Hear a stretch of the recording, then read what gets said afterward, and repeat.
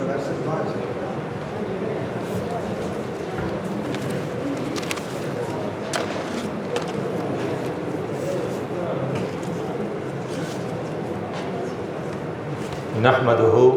ونصلی علی رسولہ الکریم اما بعد فاعوذ باللہ من الشیطان الرجیم بسم اللہ الرحمن الرحیم وما آتاکم الرسول فخذوہ وما نہاکم عنہ فانتہوا وما ینطق عن الہوی ان هو الا وحی یوحی علیکم بسنتی وسنت خلفاء الراشدین رب اشرح لی صدری ویسر لی امری واحلل عقدۃ من لسانی یفقهوا قولی. زما ډیره کامیابی دی چې زه تاسو پوه کړی شم اور آپ کی سب سے بڑی کامیابی یہ ہوگی کہ آپ مجھے سنیں.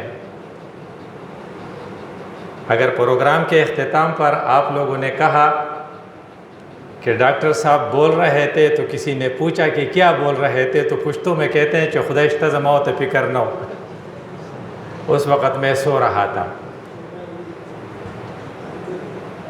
ایک یہ، دوسری یہ کہ ہم نے سیرت کو ٹچ کرنا ہے. سیرت میں نے جو بات میں نے محسوس کی ہے کہ رسول اللہ صلی اللہ علیہ وسلم نے ابتدائی دور میں قسم پرسی کی حالت میں انتہائی نظم کا مظاہرہ کیا تھا. Organised personality, everything should be organised. اس لیے اگر تمہاری سامنے کی کرسیاں خالی ہیں اور پیچھے کی کرسیوں پر آپ بیٹھے ہیں تو یہ انتظامی طور پر ٹھیک نہیں ہے. آپ آگے کی کرسیاں فل کر دیں، پیچھے والا آگے آ جائیں. جی، آگے کی کرسیاں آپ کو فل کرنی ہے، اس لیے کہ اس سے پتہ چلتا ہے کہ ہم آرگنائز لوگ ہیں، ہم انتظامی طور پر. اب رسول اللہ صلی اللہ علیہ وسلم جب آ گئے، یہ بہت بڑی زیادتی ہوگی کہ اب ربیع الاول کا مہینہ اور ہم سیرت کو ٹچ نہ کر لیں. تو اس وقت قریش مکہ جو تھے عرب میں، اسی وقت بھی وہ آرگنائز تھے. ان کی ایک حکومت تھی جس کی اسمبلی کا ایک حال تھا جس کو نام دیا گیا تھا دار الندوہ. اب دیکھیں، نالج نہیں، یہ صرف 17 افراد جو ہے وہ لکھ کے پڑے ہوئے تھے، لیکن پھر بھی ان میں ڈسپلن اتنی تھی کہ ابو جہل جیسے لوگ اس ڈسپلن کے پابند تھے. انہوں نے محکمے تقسیم کیے تھے اور محکمے میں زمزم کا محکمہ، انہیں پانی پلانے کا محکمہ رسول اللہ صلی اللہ علیہ وسلم کے خاندان عبد المطلب کے ذمے تھا. تو انٹرنل جو معاملات تھے، دیوانی مقدمات، وہ ابوبکر صدیق چلا رہے تھے. اور باہر کا جو محکمہ تھا امور خارجہ، وہ حضرت عمر فاروق رضی اللہ عنہ کا خاندان چلا رہے تھے. لڑائیوں کا محکمہ ابو سفیان چلا رہے تھے. تو اس کا مطلب یہ ہے کہ وہ پھر آرگنائز تھے اور ان کے اسمبلی کا اجلاس ہوتا تھا اور اسمبلی کے ممبری کے لیے ان کے پاس ووٹ نہیں تھے کہ ووٹ جس کو زیادہ ووٹ ملیں گے وہ اسمبلی پارلیمنٹ کا ممبر ہوگا. ٹھیک دے، بلکہ اس کے لیے کرائیٹیریا یہ تھا کہ جو آدمی 40 سال کی عمر کا ہو جائے وہ اس کا خود بخود ممبر بن جائے گا. ایک آدمی تھا جو انتہائی انٹیلیجنٹ تھا، گویا کہ وہ انٹیلیجنٹ مطلب یہ ہے کہ وہ صلاحیت کا اتنا قدر کرتا تھا کہ اس کو کم عمری میں پارلیمنٹ کا ممبر بنا دیا تھا. اور آپ کو پتہ ہے وہ کون تھا؟ وہ تھا ابو جہل. ابو جہل اتنا ذہین تھا کہ انہوں نے کم عمری میں اس کو پارلیمنٹ کا ممبر بنا دیا تھا. اب رسول اللہ صلی اللہ علیہ وسلم کے ساتھ کچھ پازیٹیو پوائنٹس تھے. پازیٹیو پوائنٹ اس کے ساتھ یہ تھا کہ وہ امی تھے، پڑھے لکھے نہیں تھے. اور انہوں نے ایسا کلام پیش کیا کہ اس سے پہلے جو شاعر گزرے تھے، مثلا آپ کا ہیومر ہے، ہمارا علامہ اقبال ہے، اور اس سے پہلے رحمان بابا ہے، ان سب کی شاعریوں سے زیادہ مزہ تھا اس کے قرآن میں. تو گویا کہ جو کلام وہ پیش کر رہا تھا کوئی شاعر اس کا مقابلہ نہیں کر سکتے تھے. اور جو فلسفے والے لوگ تھے، افلاطون، ارسطو، انہوں نے ایسا فلسفہ پیش نہیں کیا تھا جو قرآن پیش کر رہا تھا. اور یہ واحد کتاب تھی کہ اس سے پہلے کتابیں تو آئی تھی، تورات اور انجیل، لیکن اگر آپ تورات اور انجیل کو دیکھیں اور پھر اپنی قرآن کو دیکھیں تو آپ حیران ہو جائیں گے کہ کتنا بڑا فرق ہے. تورات میں صرف بنی اسرائیل کی سوانح تھے، اور یہ عجیب کتاب ہے کہ موسیٰ علیہ السلام پہ نازل ہوئی ہے، لیکن اس میں موسیٰ علیہ السلام کی موت کا ذکر ہے۔ اس کا مطلب یہ ہے کہ موسیٰ علیہ السلام کی وفات کے بعد یہ لکھا گیا ہے۔ یعنی دا تورات پاک وقت کے نو چھپا وقت کے موسیٰ علیہ السلام وہ نغنو لکھلے، اس کے بعد یہ لکھا گیا ہے، کیونکہ اس میں موسیٰ علیہ السلام کی وفات کا ذکر ہے۔ اور انجیل جو ہے وہ آپ حیران ہو جائیں گے کہ عیسیٰ علیہ السلام کی اس میں کچھ گفتگویں ہیں، اس کے فرمودات ہیں اور اس کے سوانح ہیں، اور بعض الفاظ تو اس کے بڑے عجیب ہیں۔ لیکن دے خبریں تو گورا عیسیٰ علیہ السلام کہتا ہے کہ میں بنی اسرائیل کے بیڑیوں کے لیے کو پانے کے لیے، گمشدہ بیڑیوں کو پانے کے لیے آیا ہوں، حکومت کے ساتھ میرا کوئی کام نہیں ہے، میں نے ان بیڑیوں کو راستے پہ لانا ہے۔ اور دا یہ عجیبہ خبر ہوا کہ ایک غیر یہودی، غیر بنی اسرائیل عورت تھی یا مرد، وہ ایمان لینے آئی تو عیسیٰ علیہ السلام کا جواب بڑا عجیب تھا۔ وی زد وڑو ڈوڑے سپوت نشم ورا چولے، میں بچوں کی روٹی کتوں کے آگے نہیں ڈال سکتا۔ گویا کہ اس کی سسٹم جو تھی وہ انکمپلیٹ تھی۔ صرف رسول اللہ صلی اللہ علیہ وسلم وما ارسلناک الا رحمۃ للعالمین کے لیے آئے۔ اس کے پاس ایک ایسی کلام جو امی ہے خود، اور اتنا بڑا کلام لے کر آئے، اور یہ واحد کتاب ہے جو سارے سبجیکٹس کو کور کرتا ہے۔ تاسو واریان سے آدم علیہ السلام تا اول اللہ پاک سو خولی وعلم آدم، انہوں نے نام بتائے تھے، تو نام بتائے تھے تو یہ بوئنگ 77 اس کا نام بھی بتایا ہوگا۔ آپ کے جو میزائل ٹیکنالوجی ہے اس کا نام، ہم سب آدم کے بچے ہیں نا، ہمارے سارے سائنسدان جو ہے وہ آدم علیہ السلام کے بچے ہیں۔ تو جو چیز آپ بناتے ہیں پہلے اس کا نام رکھ لیتے ہیں۔ نو گویا کے ٹول نمونے ہوتا خولیو، نو باٹنی کے نام بھی اس کو بتائے ہوں گے، یہ پودوں کے نام، اور یہ جمادات کے نام بھی اس کو بتائے ہوں گے کہ یہ وہ ماربل ہے، یہ وہ ماربل ہے، اور یہ دھاتوں کے نام بھی اس کو بتائے ہوئے ہیں کہ یہ سونا ہے، یہ چاندی ہے۔ اب سارے نام جو ہے یہ سارے سائنس اینڈ ٹیکنالوجی سب اس کو بتائے گئے تھے، اس لیے اس میں بتایا گیا کہ آپ نے سب چیزوں کے نام سیکھنے ہیں۔ وَعَلَّمَ الْآدَمَ أَسْمَاءَ كُلَّهَا، اور پھر کیا ہوا؟ واحد کتاب ہے جو تمام سبجیکٹس کو کور کرتا ہے۔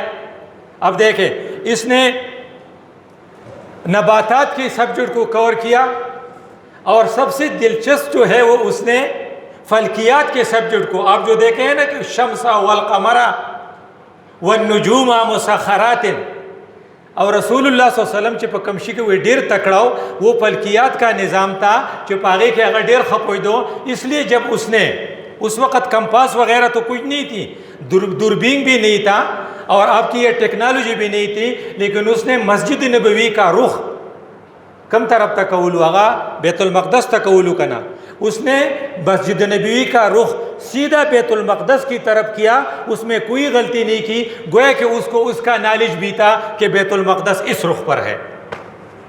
اور قرآن میں اس فلکیات پر کتنی بحث ہو گئی ہے، اور چونکہ میں ڈاکٹر ہوں تو آپ حیران ہو جائیں گے کہ ایمبریالوجی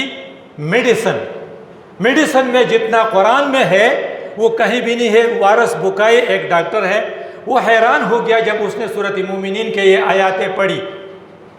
وہ کیا ہے؟ وَلَقَدْ خَلَقْنَا الْإِنسَانَ مِنْ سُلَالَةٍ مِّن طِينٍ ثُمَّ جَعَلْنَاهُ نُطْفَةً فِي قَرَارٍ مَّكِينٍ ثُمَّ خَلَقْنَا النُّطْفَةَ عَلَقَةً فَخَلَقْنَا الْعَلَقَةَ مُضْغَةً فَخَلَقْنَا الْمُضْغَةَ عِظَامًا۔ اب دیکھیں یہ سائنٹیفک سٹیجز ہے کہ پہلے وہ مٹی لایا، مٹی سے نطفہ بنایا، نطفہ کو یوٹرس میں قرار دے دی، اس سپرم سے اس کی فرٹیلائزیشن ہو گئی، پھر اس میں وہ مختلف سٹیجز بن گئے۔ انہوں نے مائکروسکوپیکلی اسٹڈی کی تو علقتاً جو ہے جوہری تصویر اردو کے جونگ کا، تو انہوں نے جونگ کی تصویر دیکھی تو وہ اس میں دیکھا کہ وہی جونگ کی طرح وہ نظر آتی ہے، ثم علقتاً۔ تو وہ ڈاکٹر صاحب حیران ہو گیا کہ یہ کون سی کتاب ہے، مائکروسکوپ تو ابھی ایجاد ہوئی ہے، امبریالک جو سرجری جو ہے گائنی کی سرجری ابھی ہو رہی ہے، اور 1500 سال پہلے ایک کتاب آیا ہے جس میں میڈیسن پر اتنا ریسرچ کیا گیا ہے۔ یہ قرآن ایک کامل کتاب ہے۔ اور رسول اللہ صلی اللہ علیہ وسلم نے ایک محلے میں گئے، انہوں نے بیمار کی عیادت کے لیے مونږ چې د بیمار تپوس لزو کنه پکار د جسو سره وسه هغه مونږ الته بیا ناسو پاسونه خلق یو بل ته ګور چې دی بس وخت پاسي الکه نه دی فروٹ راوړي نه پاسه. اب بیمار کے پوچھنے کے لیے جب رسول اللہ گئے تو انہوں نے کہا یہاں کوئی طبیب ہے؟ دیکھو میڈیسن کی انکریجمنٹ کرتے ہیں. تو انہوں نے بتایا یہاں 2 طبیب ہے. تو پھر رسول اللہ صلی اللہ علیہ وسلم کا اگلا سوال کیا تھا، آپ کو پتہ ہے کہ اس میں سے زیادہ سمجھدار کون ہے، انہیں اسپیشلائزیشن کس نے کی ہے، اس کے اس فیلڈ میں کس کی اسپیشلائزیشن ہے. تو انہوں نے کہا وہ فلان جو ہے زیادہ سمجھدار ہے. تو رسول اللہ صلی اللہ علیہ وسلم نے کہا آپ اسے بلائیں. گویا کہ رسول اللہ صلی اللہ علیہ وسلم نے اپنے کردار سے اسپیشلائزیشن کی حوصلہ افزائی کی ہے. اور پھر انہوں نے یہ کیٹاگریکل اسٹیٹمنٹ ہے کہ جس نے کسی کا علاج کیا بغیر سمجھے، طب کو سمجھے بغیر، فہو ضامن، تو اس کا نقصان اس کے ذمہ ہوگا. یعنی بغیر ڈگری لیے ہوئے آپ علاج نہیں کریں گے. تو اس نے ڈگری کو انکریج کیا. تمہارے پاس جو ہے نا یہ کتاب، وہ اس کتاب سارے نالجز، سارے علوم پر مشتمل ہے. اور رسول اللہ صلی اللہ علیہ وسلم میں امی ہوتے ہوئے وہ کتاب پیش کیا. تو اب وہاں پر ریئیکشن پیدا ہوئی، کیونکہ رسول اللہ صلی اللہ علیہ وسلم تو جونیئر تھے. انہوں نے کہا یار ولید ابن مغیرہ اس کے لیے زیادہ اہل تھے. یہ ولید ابن مغیرہ ہے نا، یہ خالد کے والد صاحب تھے. ہم کیا کہتے ہیں خالد کو؟ خالد ابن ولید کہتے ہیں نا. تو ولید ابن مغیرہ اس کے لیے زیادہ فٹ تھا. ابو جہل اس کے لیے زیادہ فٹ تھا کہ انٹیلیجنٹ بھی تھا. اور اس کے لیے ابو لہب زیادہ فٹ تھا کہ اس کے چچا تھے. تو گویا کہ رسول اللہ صلی اللہ علیہ وسلم کو کم عمری میں ان جونیئر پرسن آتا ہے، سینئر کو کیا کہتا ہے؟ ای تسوی اوور پاس. ہاں وہ جو ہے نا کہ اس کو وہ آگے چلا گیا، اس کو جیسا کہ ہمارے چیف آف سٹاف کو کر دیا تھا کہ بائی پاس کہتے ہیں، تو اس کو بائی پاس کر دیا. تو ان کو ریئیکشن پیدا ہو گئی نا. اور ایک اور بات بھی ہو گئی، عجیب سی بات آپ کو بتا دوں کہ یہ رسول اللہ صلی اللہ علیہ وسلم کے 2 چچے ہیں. ایک کا نام ہے ابو طالب اور دوسرے کا نام ہے ابو لہب. دونوں کے درمیان لڑائی ہو گئی. دیواز منگ جنگونہ نے کو اغوم کول. لڑائی میں ابو لہب نے ابو طالب کو نیچے گرا دیا یا پچاڑا، راوے پر جاؤ. رسول اللہ صلی اللہ علیہ وسلم نے ابو لہب کو دھکا دیا. ابو طالب اٹھ گئے اور اس نے دوبارہ حملہ کر کے ابو لہب کو پچاڑا. لیکن رسول اللہ صلی اللہ علیہ وسلم نے پھر ابو طالب کو کچھ نہیں کہا. ابو لہب اور ابو طالب کی لڑائی جب ختم ہوئی تو ابو لہب نے یہ شکوہ کیا کہ ہم دونوں تمہارے چچے ہیں. اب آپ نے اس کو سپورٹ کیا اور مجھے میری ساتھ کوئی مدد نہیں کی. ابو لہب کے دل میں وہ نفرت پیدا ہو گیا اور زندگی بھر اس کا مخالف رہا. پختانو کا نویرڑنا میں نوزی ایک ہے نا چیز سر میں دولات پہ خازہ لگی ہم آپ پہ نکم، اس طرح ہوتا ہے نا. اس نے ایسا ہی کیا. ایک اور بات ایسی ہو گئی کہ رسول اللہ صلی اللہ علیہ وسلم پر پہلی وحی جو نازل ہوئی تھی اس میں تبلیغ کا کہیں ذکر نہیں ہے. اقرا آپ پڑھیں، پڑھائی کی بات تھی. گویا کہ ہم جو لوگ ہم میں سے پڑھے ہوئے نہیں ہے ہم نے اس کی خلاف ورزی کی. ہمیں پڑھنا چاہیے تھا، ہمیں میڈیسن بھی پڑھنے چاہیے تھے، ہمیں انجینئرنگ بھی، اور ہمیں مولانا مودودی کی لٹریچر بھی پڑھنی چاہیے. اور اگر ہم نہیں پڑھتے تو یہ اقرا کی خلاف ورزی کرتے ہیں. اور آگے کیا ہے؟ بالقلم. آپ لکھ کے بھی نوٹس بھی لے. آپ کے پاس اگر لیپ ٹاپ ہے تو اس پہ لے. آپ کے پاس اگر موبائل ہے، اسمارٹ فون ہے تو اس پہ نوٹ کر لیں. آپ کے پاس اگر ڈائری ہے تو اس پہ نوٹ کر لیں، کیونکہ قلم کا استعمال بہت ضروری ہے. رسول اللہ صلی اللہ علیہ وسلم نے اس زمانے میں کہ پورے مکہ میں صرف 17 افراد لکھنا پڑھنا جانتے تھے، حضور نے لکھنے کو اتنا انکریج کیا کہ صحابہ سے کہا فَاكْتُبُوهُ، جو میرے منہ سے نکلے وہ آپ لکھیں، اس سے حق کے علاوہ کچھ بھی نہیں نکلتا. لوگ لکھنے لگے. ایک آدمی لکھتا ہے، رسول اللہ اس سے کہتے ہیں اس میں قرشی یا رقشی کر. تو نے کہا یہ کیا ہوتا ہے؟ وہ اس نے کہا ہجی بتائے، ایسا کرو نا جب تم اوپر نقطہ لگاؤ تو یہ نون بن جائے گا، جب تم نیچے نقطہ لگاؤ تو یہ بے بن جائے گی. وہ کہ نقطوں کا طریقہ رسول اللہ صلی اللہ علیہ وسلم نے لکھنے والے کو سکھایا کہ آپ لکھائی اس طرح کر لے. اور لکھنے کے بعد پھر اس میں آیا تھا علم الانسان، آگے آپ کہیں گے علم الانسان ما لم یعلم، جو آپ نہیں جانتے اس کے لیے آپ ریسرچ کریں۔ 3 باتیں ہو گئی، آپ پڑھیں، آپ لکھیں، آپ ریسرچ کریں۔ اور یہ ریسرچ کی برکت ہے کہ بکری کو اللہ نے جو عقل دیا تھا وہ ہم سے زیادہ تھا، کیونکہ بکری کا بچہ وہ پیدا ہوتے ہی اٹھ جاتا ہے، ماں کے پاس چلا جاتا ہے، وہاں سے دودھ پی لیتا ہے، جبکہ ہمارا بچہ 2 سال تک یا 3 سال تک دوسروں کے رحم و کرم پر ہوتا ہے۔ لیکن ہمیں اللہ نے کیا دیا تھا؟ وَجَعَلَ لَكُمُ السَّمْعَ وَالْأَبْصَارَ وَالْأَفْئِدَةَ، لرننگ ٹولز ہم نے آپ کو دیے ہیں، آپ سنیں۔ اس لیے جب درس ہو رہا ہے تو آپ سوئیں نہیں، آپ سنیں۔ تو پھر آپ پریکٹیکل کے لیے وہاں پر لیبارٹری میں جائیں اور آنکھوں سے وہ دیکھیں، اور پھر ان ریزلٹس کو کوریلیٹ کر کے دل و دماغ کو استعمال کریں اور اس سے کوئی نتیجہ نکالیں۔ اس کو کہتے ہیں ریسرچ۔ بکری کو یہ نہیں دیا تھا۔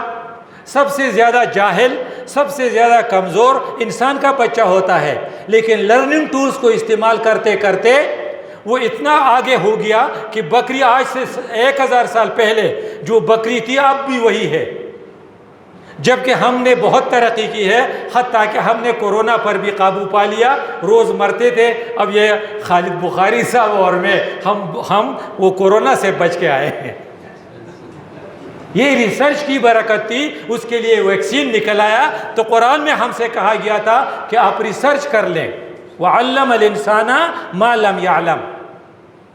اس کے بعد جب انہوں نے یہ 3 سال کے وقفے کے بعد جب یہ وحی نازل ہوئی کہ وَأَنذِرْ عَشِيرَتَكَ الْأَقْرَبِينَ، کہ آپ اپنے قریبی رشتہ داروں کے لیے لنچ یا ڈنر کا انتظام کر لیں، اس میں ایک بڑا عجیب واقعہ ہوا۔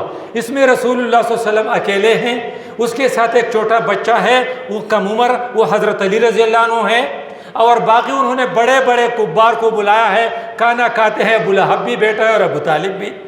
اب رسول اللہ صلی اللہ علیہ وسلم نے کھانے کے بعد دعوت دی، کسی نے بھی دعوت قبول نہیں کی۔ تو اب علی نے کہا، حضرت علی رضی اللہ عنہ نے کہا کہ اگر کہ میرے آنکھیں دکھی ہے، علی رضی اللہ عنہ بستر کے اکثر خوب ہوئے، غزوہ خیبر میں بھی اس کے آنکھیں دکھی تھی، شاید وہ کہتے ہیں ہم لوگ کہ یہ جو ہے کٹار، سپرنگ کٹار، ہمارے ہاں یہ بیماری شاید یہ ہوگی، کیونکہ اس وقت بھی اس کے آنکھیں دکھی تھی اور غزوہ خیبر میں بھی اس کے آنکھیں دکھی تھی۔ تو اس نے کہا اگر کہ میرے آنکھیں دکھی ہے اور میرے پنڈلیاں پتلی ہے، نرے نرے پنڈے میں اڑ کے ہوکنا، لیکن میں تمہارا ساتھ دوں گا۔ اب رسول اللہ صلی اللہ علیہ وسلم نے اس سے پہلے ایسی دعوت دی تھی، جو میرا ساتھ دے گا وہ میرا خلیفہ ہوگا۔ اب یہ ابو لہب وغیرہ بڑے انٹیلیجنٹ تھے، جب علی نے یہ کہا تو ابو لہب نے کلیپنگ کی اور اس نے قہقہا لگایا، چلو ابو طالب، یہ آپ کا خلیفہ ہو گیا اور آپ اس کے ماتحت ہو گئے۔ پختانو خو وچ ابو طالب کے دل میں بھی صبح کی آ گئی اور اس نے زندگی بھر رسول اللہ صلی اللہ علیہ وسلم کا پیغام قبول نہیں کیا۔ یہ ضد اور ہٹ درمی کی ہوتی ہے۔ بہت زیادہ دکھ ہوتا ہے ابو طالب پر کہ اتنی انہوں نے رسول اللہ کو سپورٹ کیا تھا اور حضرت نے اس کو اتنے ہی کہا تھا، لیکن وہ نہیں کر سکے۔ تو یہ قرآن جب اس نے ابو طالب کو کہہ دیا اسی، اور دوسری جو مثال ہے وہ یہ ہے کہ ابو لہب نے پھر اس کی زندگی کا مقصد یہ تھا کہ رسول اللہ کو کیسے تنگ کریں گے، تو حضرت کو تنگ کرنے کے لیے گاؤں کے بچوں کو اس کے پیچھے لگایا، چیزیں لاس پسے پڑکا ہوا ہے، شور پسے کوئے۔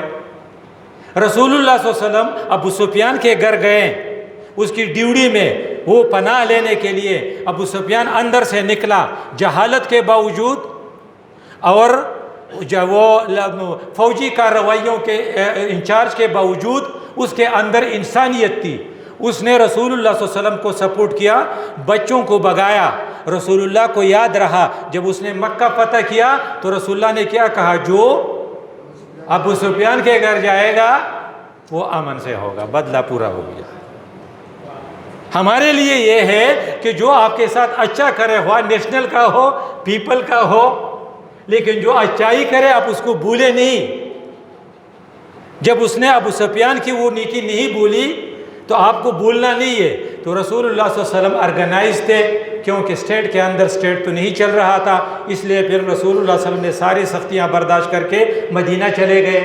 مدینہ میں بھی ایک، یہاں پر تو آرگنائز سسٹم تھا، وہاں پر کچھ بھی نہیں تھا، کیونکہ وہاں سے زیرو سے اس نے شروع کرنا تھا۔ وہاں پر کیا ہے؟ وہاں پر ہے بنو قریظہ، بنو نذیر، یہ یہود کے 3 قبیلے ہیں، اور عرب کے 2 قبیلے ہیں، اور ان کے آپس میں اختلافات ہیں۔ اب رسول اللہ صلی اللہ علیہ وسلم نے کیا اسٹریٹجی اپنائی؟ لوگوں سے ملے، ان سے کہا اگر آپ پر کوئی حملہ کرے تو ہم آپ کا ساتھ دیں گے، ہم پر کوئی حملہ کرے تو آپ ہمارا ساتھ دیں۔ تو چلو ایک معاہدہ کرتے ہیں، اور اس کو کیا نام دیا؟ میثاق مدینہ۔ اس کا مطلب ہے کہ رسول اللہ صلی اللہ علیہ وسلم نے دوستوں کا دائرہ پھیلایا۔ آپ دوستوں کے دائرے کو پھیلائے، تحریک کا کام کریں گے نا تو آپ کسی لوگوں کو دائرے کو پھیلائیں گے، کسی بات پر اشتراک عمل کی دعوت دیں گے۔ رسول اللہ صلی اللہ علیہ وسلم نے اس کو پھیلایا، اور پھر انہوں نے بیہیو کیسا کیا؟ کسی یہودی کا بچہ بیمار ہوتا تو رسول اللہ کس لیے جاتے؟ عیادت کے لیے جاتے۔ تو اس لیے آپ اپنے دشمن کے گھر کی عیادت کے لیے جائے۔ آپ کی عمران خان کی پالیسی نہیں ہونی چاہیے کہ آپ اپنے مخالف سے ہاتھ بھی نہ ملائے، بلکہ آپ اس کے گھر کے بچے کی، اب جو ہے نا وہ دیر میں ہوا تھا عنایت اللہ نام تھا کہ جو MP جو زخمی ہوا، لیاقت، تو اس کے پوچھنے کے لیے، عیادت کے لیے دیر میں بھی سراج الحق صاحب گئے اور پنڈی میں بھی وہ گئے۔ آپ نے جانا چاہیے اس کے لیے، کیونکہ یہودی کے بچے کے لیے وہ گئے تھے، اور جب یہودی کا جنازہ آ رہا تھا تو رسول اللہ صلی اللہ علیہ وسلم جنازے کے لیے کیا ہوئے؟ کھڑے ہوئے، اور کسی نے کہا حضور یہ یہودی کا جنازہ ہے، تو اس نے کہا کیا فرق پڑتا ہے، انسان تو ہے نا، اس لیے کہ آپ احترام دے دے۔ اور جب انہوں نے مکہ فتح کیا تو ابو جہل کا بیٹا، سنو مالی غور شاہ، اکرمہ ابن ابی جہل، وہ بھاگ گیا تھا۔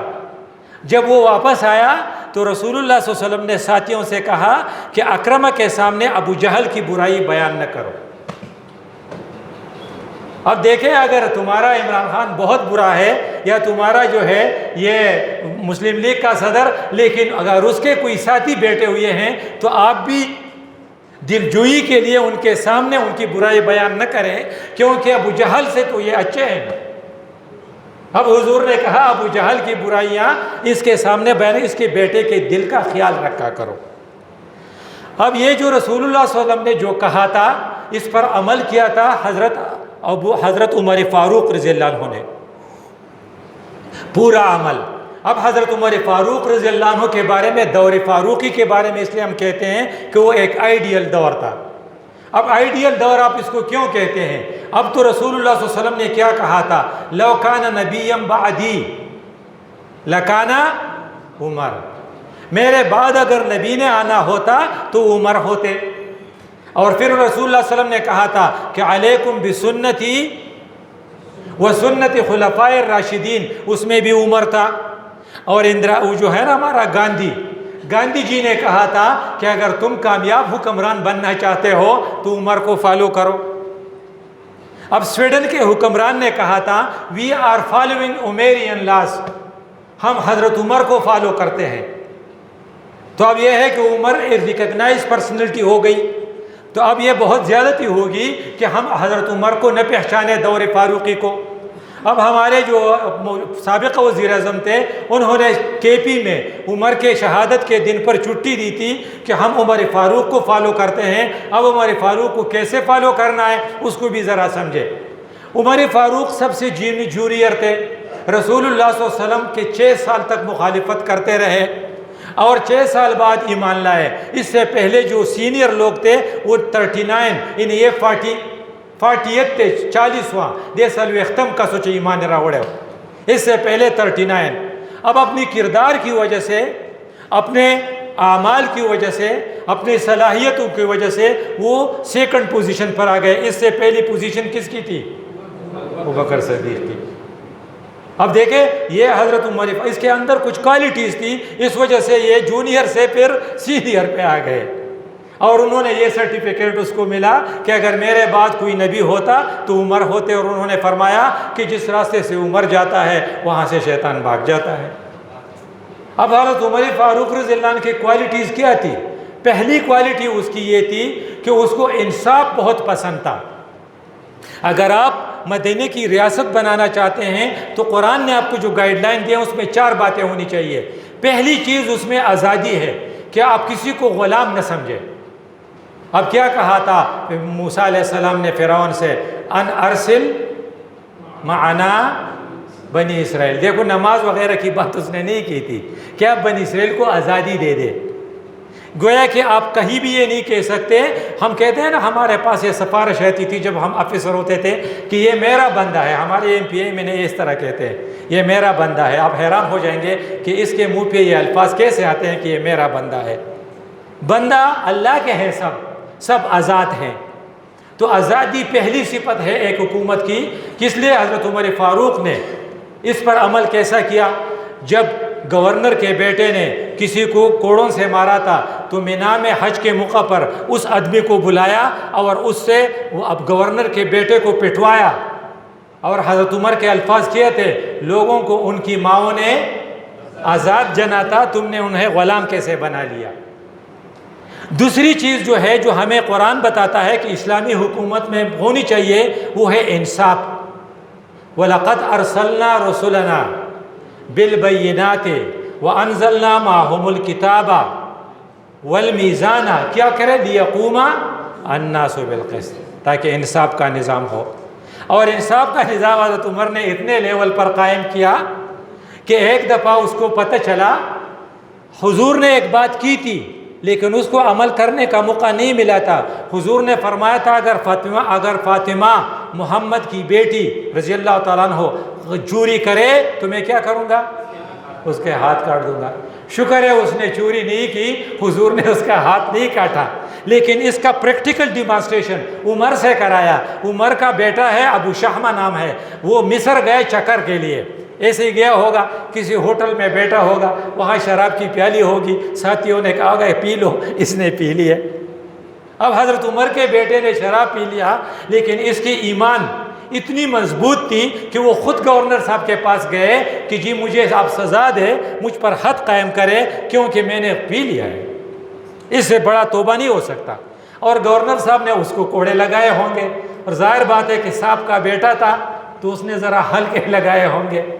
عمر کو پتہ چلا رضی اللہ تعالیٰ، اس نے کہا تم نے شہزادے کو ایسا نہیں مارا ہوگا جیسا ایسے مارنا چاہیے۔ پھر اس نے بلایا، اپنے ہاتھ سے کوڑے لگوائے، اس سے زخمی ہو کر بیمار ہو گیا اور اس سے وہ فوت ہو گیا۔ اب رسول اللہ صلی اللہ علیہ وسلم نے فرمایا تھا نا اگر میری بیٹی کر لے تو اس کا ہاتھ کاٹ دیا جائے گا، تو حضرت عمر نے حد قائم کر دیا۔ تو یہ انصاف۔ ایک دفعہ وہ غنیمت کی مال تقسیم کر رہے تھے تو اپنے بیٹے کو حسنین کو، یعنی امام حسن کو 3000 دے دیے اور اپنے بیٹے کو 1500، حضرت عبداللہ ابن عمر کو۔ تو بیٹے نے شکایت کی کہ پرفارمنس میری ان سے تو کم نہیں ہے، میدان جہاد پہ میں بھی جاتا ہوں، سروسز میں بھی دیتا ہوں، آپ نے ان کو 3000 دیے۔ تو عمر کا جواب بڑا مزیدار تھا، ان کے باپ جیسا باپ لاؤ، ان کی ماں جیسا ماں لاؤ، ان کے دادا جیسے دادا لاؤ، اور ان کی دادی جیسے دادی لاؤ، تو میں تمہیں جو چاہو وہ دے دوں گا۔ یہ ہے انصاف۔ اور پھر اس نے ایسا بھی کیا کہ اس کے دوسری دفعہ پر جب مالی غنیمت آیا تو اس نے اسامہ بن زید کو زیادہ دیا اور اپنے بیٹے کو کم دیا۔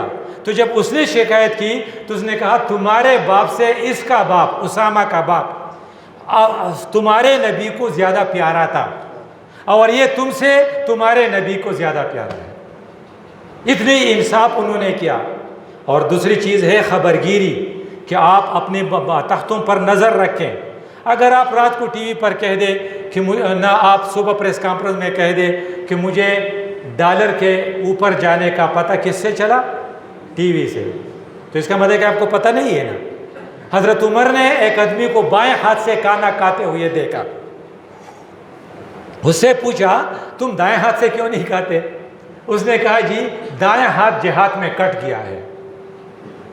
حضرت عمر فاروق نے اس کو دیکھ کر کہا او ہو، تمہیں تو وضو کرنے میں بڑی تکلیف ہوگی، اور فوراً اس کے لیے غلام کا انتظام کر دیا۔ عیسائی آیا اور اس نے کہا کہ ایک مسلمان نے میرا ایک بیٹا یا بھائی قتل کیا ہے، اس نے وہ مسلمان عیسائی کے حوالے کیا کہ آپ قتل کا بدلہ لے لیں۔ یہودی آیا اور اس نے کہا کہ میری زمین پر تمہاری فوجیں کل چلی گئی ہیں اور میرے فصل کو خراب کر دیا ہے، اس نے ان کو 10,000 درہم دے دیے۔ اس لیے ان لوگوں نے کہا کہ یہاں انصاف ہے، اس لیے ہمیں عمر پسند ہے، اس نے پرفارمنس دکھائی تھی۔ اور تو تیسری چیز جو ہے وہ جو قرآن ہمیں بتاتا ہے وہ ہے کہ ایک جگہ معاشی خوشحالی ہو اور معاشرتی امن ہو۔ تو یہ 4 ہو گئے، پہلی چیز آزادی، دوسری چیز انصاف، تیسری چیز امن۔ تو امن کے لیے ضرب اللہ مثلا قریۃ کانت آمنۃ، ہمارا سوات بھی پرامن تھا اور ہمارا وزیرستان بھی پرامن تھا، اب بدامنی ہو گئی۔ تو اب اللہ تعالیٰ جس کنٹری کی اور جس قریے کی تعریف کرتا ہے کہ وہاں امن ہو، تو جب امن نہیں ہوگا کہ اب آپ اخبار اٹھائیں، جب بھی وہاں پر لوگوں کو نامعلوم قاتلوں نے مارا ہوگا تو امن تو نہیں ہے نا۔ آپ کے سیکیورٹیز والوں کو لوگ مار دیتے ہیں، امن نہیں ہے نا۔ آپ کا اپنا وزیر اعظم سے لے کر آپ کسی عام آفیسر تک اس کے آگے پیچھے کلاشنکو پہ چلتی ہے تو امن نہیں ہے نا۔ تو حضرت عمر کے زمانے میں امن کتنا تھا؟ وہ یہ کہ وہاں سے ہیرا سے ایک خاتون اگر روانہ ہو جائے اور وہ زیورات سے لدی ہو، مدینہ تک آ کر اس کو کوئی آنکھ اٹھا کے نہیں دیکھتا۔ تو آپ کو امن چاہیے، اس لیے لیلاف قریشین میں کیا کہا تھا؟ آمنہم من خوف، آپ کے اندر امن ہوگا۔ اور چوتھی چیز یاتیہا رزقہا من کل مکان، کہ معاشی خوشحالی ہو اس ملک میں۔ تو معاشی خوشحالی کی ایک بات آپ دیکھ لیں، حضرت عمر رضی اللہ تعالیٰ عنہ کے زمانے میں جب معاذ بن جبل گورنر تھے مدینہ کے، تو انہوں نے وہاں سے خراج یا صدقات یا زکوٰۃ کا کچھ اماؤنٹ بھیجا۔ تو حضرت عمر رضی اللہ عنہ غصہ ہو گئے کہ مدینہ میں زکوٰۃ لینے والا کوئی نہیں ہے، اسے آپ یمن کے لوگوں پہ تقسیم کریں۔ وہاں سے جواب آیا کہ یہاں بھی کوئی زکوٰۃ لینے والا نہیں ہے۔ آپ کی یہ ہے، آپ کی معاشی خوشحالی بھی ہونی چاہیے۔ اگر آپ کے پاس صبح اور شام کو کھانے کے لیے کچھ نہیں ہے تو آپ لاکھ یہ کہیں کہ یہ مدنی ریاست ہے تو یہ مدنی ہو ہی نہیں سکتا۔ اب حضرت عمر رضی اللہ عنہ کے ذاتی حالات کو آپ دیکھیں، وہ سمپل سے آدمی تھے، اسے کوئی خواہش نہیں تھی کہ وہ بیوٹی پارلر میں جائے، اچھا شیو بنائے، اچھا وسکٹ پہنے، ٹائی لگائے، اور اپنے اس کے کہتے ہیں پٹا ہوا عمامہ، پٹے ہوئے جوتے اور پیوند لگے لباس کپڑے۔ اب یہ اس کے اندر عاجزی کتنی ہے۔ اب ہم میں سے کوئی اپنے ڈرائیور کے ساتھ آگے سیٹ پر نہیں بیٹھتا۔ مجھے اس کا پتہ نہیں تھا 1982 میں، تو میں ایک پروفیسر کے ساتھ پیچھے بیٹھا ہوا تھا ایبٹ آباد میں، اللہ اسے بخشے، بڑے نیک آدمی تھے۔ تو ہم بہت سے ساتھی تھے، تو کچھ آگے تھے کچھ پیچھے، تو ایک ایک اترنے لگے۔ تو جب ایبٹ آباد آیا تو پروفیسر صاحب نے مجھے کہا کہ آپ آگے آ جائیں، آپ سیٹ خالی ہو گئی ہے۔ تو میں نے اس سے کہا کہ نہیں، میں پیچھے خوش ہوں، میں تواضع کا اظہار کر رہا تھا۔ اس نے کہا آدمی ڈرائیور لگتا ہے، تم آگے آؤ ورنہ پھر آدمی ڈرائیور لگتا ہے۔ تو ہم اپنے ڈرائیور کے ساتھ اگلی سیٹ پر بیٹھنا پسند نہیں کرتے، ہم اپنے بریف کیس کو خود لے کر جانا پسند نہیں کرتے، اور ہم اپنے گاڑی کا دروازہ ہمارے لیے نوکر کھولے گا۔ لیکن حضرت عمر کو تک گئے ہیں، اور ایک آدمی آیا، وہ گدے پر سوار ہے یا خچر پر سوار ہے، عمر نے اس سے لفٹ مانگا، آپ مجھے سوار کرو گے؟ وہ اتر گیا، اس نے کہا نہیں، آپ آگے بیٹھیں گے، میں پیچھے بیٹھوں گا۔ تو عمر اس کے ساتھ پیچھے بیٹھ گیا، اور پھر انہوں نے ہدایت کی تھی اپنے ساتھیوں کو کہ آپ کیا کریں گے، آپ باریک کپڑا نہیں پہنیں گے۔ وہ دیتے ہیں نا یہ فیس بک پہ لوگ مقابلتاً کہ آپ کا چیف جسٹس آپ اس کی گاڑی کو دیکھے انڈیا کی، اور اپنی گاڑی کو دیکھے، اس کے کپڑوں کو دیکھے، اپنے کپڑوں کو دیکھے۔ وہ ہمارا جو انٹونی گریستا کا کیا تھا، جو ابھی آیا تھا، اس کے کپڑوں کے آپ دیکھیں، اور شہباز شریف کے ٹائی کو آپ دیکھیں۔ تو جب آپ کی ساری توجہ کپڑوں پر ہوگی، بوٹوں پر ہوگی، گڑی پر ہوگی، گاڑی پر ہوگی، تو پھر آپ انصاف نہیں کر سکیں گے۔ اس لیے اس نے اپنے ماتحتوں سے کہا تھا آپ باریک کپڑے نہیں پہنیں گے، مہنگی سواری پر سواری نہیں کریں گے، یعنی لینڈ کروزر میں نہیں جائیں گے، سوزوکی کار میں آپ جائیں گے، اور آپ اپنی دروازے پر دربان نہیں رکھیں گے، اور آپ چنا ہوا آٹا نہیں کھائیں گے۔ اگر ہمارے جو آفیسرز ہیں وہ اس قسم کے ہو جائیں، یہ عیدی وغیرہ جو ہیں، یا تمہارا یہ سراج الحق جو تھا وہ لاہور گئے تھے تو اس پر ٹوٹل خرچہ 700 روپے آیا تھا، اب تمہارا موجودہ وزیر خزانہ جائے گا تو 7 لاکھ اگر نہیں تو 70,000 تو اس پر ضرور آئے گا۔ اس ایکسپینسز کو تو کوئی بھی برداشت نہیں کر سکتا۔ تو حضرت عمر فاروق نے اپنے ورکر سے یہ کہا تھا کہ آپ ایسا کریں گے، اور پھر قوم کی خبرگیری کا اتنا انتظام کہ رستے پہ جا رہے ہیں، جب آواز آ رہی ہے بچے کی رونے کی تو ماں سے پوچھتا ہے کیوں رلاتے ہو؟ کہتے ہیں کہ میں یہ دودھ مانگتا ہے، میں اسے بریسٹ فیڈنگ نہیں کراتی۔ کیوں نہیں کراتی؟ کہتے ہیں خلیفہ نے فیصلہ کیا ہے کہ جس کو بریسٹ فیڈنگ سے منع کیا جائے گا اس بچے کو وظیفہ ملے گا، ویننگ ہم اس کو کہتے ہیں، کہ اس کا بریسٹ فیڈنگ بند کر دے، اتنی عمر پر پہنچ جائے۔ تو میں وظیفہ کے لیے مجھے جلدی ہے تو میں نے اس کے ارلی یعنی بہت پہلے اس کو کاٹ دیا ہے۔ تو عمر نے کہا اپنے آپ سے کہ عمر کتنے بچوں کو تم نے رلایا اور کتنی عام ماؤں کو تم نے دکھ دی، اس لیے اس نے آرڈر کیا کہ اس کے بعد جب بھی بچہ پیدا ہوگا اس کے لیے انتظام ہو جائے گا۔ اس لیے یہ ساری باتیں جو ہم سب جمع کر دیں تو اقبال کا ایک شعر ہے فارسی میں اس پر اپنی بات ختم کر دیتا ہوں۔ تنے پیدا کن از مشتے غبارے، ہم سب جو ہے نا یہ ہم مٹی کے ایک مشت سے بنے ہوئے ہیں، تو اس کا وہ بھی مٹی سے بنا ہوا تھا۔ تنے محکم ترس سنگین حصارے، لیکن اس کا تن محکم تھا ایک بہت بڑے قلعے سے، کیونکہ درون او دلی درد آشن آئے، اس کے اندر ایک دل تھا جو درد سے اشنا تھا، وہ فیل کر رہا تھا۔ جو یہ در کنارے کو حصارے، جس طرح پہاڑ کے قریب ایک نہر یا ایک ندی بہتی ہو، اس طریقے سے اس کا دل نرم تھا۔ اللہ مجھے بھی اور آپ کو بھی اس پر عمل کرنے کی توفیق عطا فرمائے۔ اقول قولی ھذا استغفر اللہ لی ولکم ولسائر المسلمین۔